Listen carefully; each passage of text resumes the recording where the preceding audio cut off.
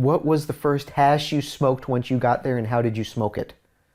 The first hash that I smoked when I got to Pakistan, as soon as we arrived, I asked that question. I said, hey, you guys got any hash? And they said, we did. We picked up some hash for you. And I said, great. And the next words were, we have half a key, so 500 grams. And it was enough. That's a couple bowls. It was enough. And it was because we smoked hash the entire time we were there as we were traveling through with different makers. But they had gathered, 5 different samples of roughly 100 grams. Here's a half key to get you started. And it was fascinating because with American consumption, we're really gas fixated. We like gassy type of aroma. And it's the opposite in Pakistan and Afghanistan. They off-gas the product and they remove that type of profile because to them it's too much of an aggressive intoxicant. And in order to live on the side of a mountain in these areas that are brutal, they want to have the ability to maintain more mental and physical acuity.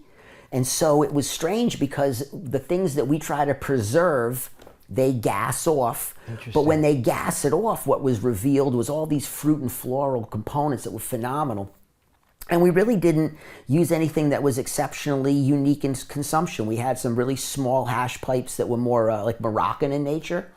Clay, little clay hash pipes. We had a few of those to smoke. With a tiny little bowl at the end. Tiny little bowl in the end, long thin stem to cool it. Yeah. But most of the hash that I smoked as either a snake wrapped around the joint or as a snake inside the joint. Right. And so the Pakistanis that invited us there, they were also able to acquire 1.5 pounds of indoor from Pakistan, which was incredible because I did not expect to see indoor in Pakistan. Indoor flower? Indoor flower. And it was really well done. It would have fit right into the California market.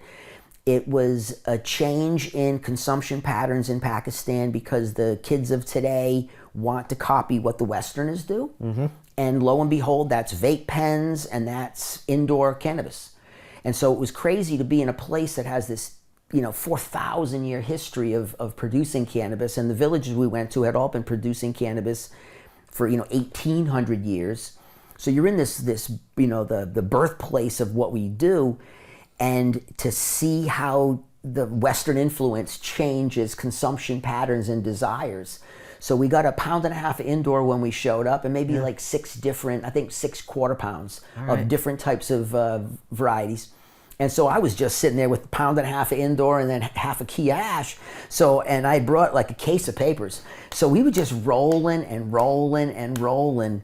And I don't think I've ever smoked this much hash in my life because you're trying to effectively smoke your way through the key. Yeah. And then we had some of the goat hash. All right. What's the goat hash? The goat hash is where they take the goat skin or like a goat scrotum, and obviously it's been cleaned out and dried, but they put the hash into it and they seal it. And what it does is it serves almost like a airtight seal like we would use today with modern plastics, but they didn't have those items in the past.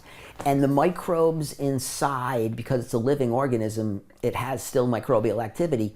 It seems to interact with the cannabis, the hash, and it just gave it this really, really interesting developed profile where it broadened it.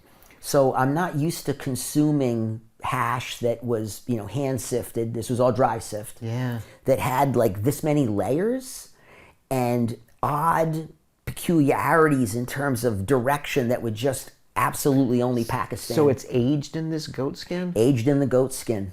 Wow. And it was crazy because I'm like, where's the goat hash? And so, because it was good, and so you start thinking about going home and getting your own goat balls. I remember hearing stories back in the day of the goat skins and the different colored skins being used for different qualities of the hashish. Like the first press of hashish that they had used, like a certain, like the black goat skin was for this one, and then the spotted one was for this type of thing. But that'd be for differentiation. Not the goat's the goat. So the skin's the skin, only thing different is the color, but it allows them an ability to say the things that are in this are this and the things that are in that are in that, because what don't they have? Sharpies. And so it was funny because you take for granted the culture that created the culture that we're in and how living in the mountains that they're in, absolutely dictates a reality where there's no way you're going to get some modern technology into some of these places because of the remote nature of it. And it's using the art of cannabis separation more than the technology. So you're seeing how the human figured out how to make it work. And I think that what we've done in our modern society is we've relied more on technology to do it. So it doesn't mean that modern makers aren't skilled. It's just that their equipment allows them to do different things. Whereas the people in the traditional countries, it's in the technology is really inside their heads and it's their feel. And it was weird, but you could see it when they held hash. The way they held hash in their fingers and rolled it into anything. It was like the hash had lived in their hands since birth. And I asked the hash maker too, I said, how long have you been making hash? And he's like, well, I'm 37. And he's like, my first memories of making hash was my father when I was 3. So I've been effectively like being part of the hash world since I'm 3. And at that time, he had his own 4-acre patch that he hand sifted. And then, he worked with other people sifting as well. But it was just such a familiarity with the product. It was the way it moved in their fingers that let me just see a difference. There's only that you can't years of handling forever, yes. epigenetically for millennia. Some kids learn how to ride a tricycle when they're 3 years old. They learned how to separate resin at 3. And they did a miraculous job. And we were really fortunate because the hash that we got to smoke was really this top grade. So we didn't see any of the lower grades in terms of consumption. We got to see it when we were around other hash makers and they showed us grading. Yeah. And I got to see some really good Moroccan hash. Moroccan hash is traditionally a lot tighter pack. There's another thing that I had heard from back in the day is that the highest qualities of the hashish never make it outside of a certain, No, it doesn't go to the bazaar. It just doesn't, like it stays within the village, or it never gets, put Well, out. it's integral to their whole, it's you don't really understand the hash culture, at least I didn't. I didn't understand this hash culture of Afghanistan, Pakistan until I went there because I didn't really understand the remote nature of where they live. I didn't realize that you were up in, 8,000, 10,000 foot altitude living in an area that when it turns winter, and it's 4.5, 5 months of nonstop, brutal, bitter cold covered in snow.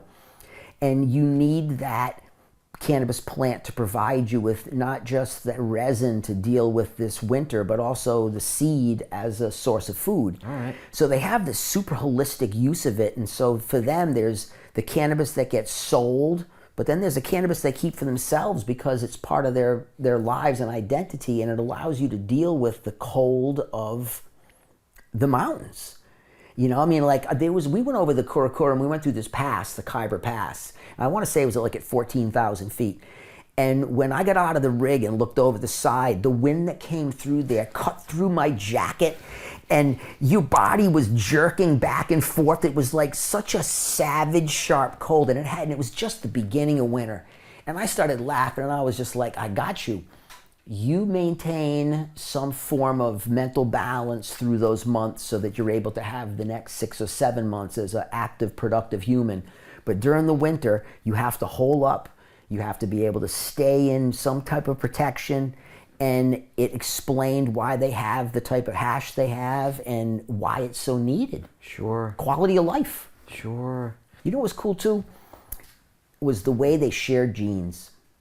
I asked every farmer that I met, do you have your own population you work with? And they said, no.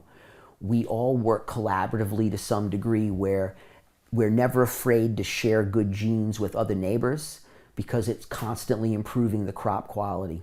And so what they do is they don't rogue females, but they rogue males. And so they choose the males they want to leave to do the pollination. And then it's then the quality and the diversity of the male that gives them this differentiation within the crop for survivability. But also, when you mine a whole crop, what you get is this average cannabinoid, average molecular compound collection, so that it made me realize that every person who smoked was getting an effect because there was this matrix of cannabinoids, not just a single plant and its differentiation. It was a line and the whole line was collected.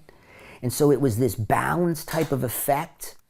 It's like one step further than, like, I know, like, some hash producers, they'll only sift certain ranges of the microns. Yes. But, you know, Frenchie was always like, no, I collect everything for Capture that the fuller whole- spectrum. And this is one step further where, one- because it's all the different Yes, and it's not just like a crop in. of one type, it's a crop of many types. Okay. So the overall amalgamation of what was in the container was incredible. And so we were all smoking it, and we were all receiving benefit from it and happy. And that's what made me realize it, because if it was like single source, there would have been some people in the car that would have been ecstatic and some people who weren't. But because of the way this is all mixed and blended, you ended up having this really balanced broader effect. appeal. And having the differentiation within the crops, and having the ability for the farmers to share genes, so they were always elevating and increasing the quality of the production, was just, is the essence of what we dream of in cannabis here.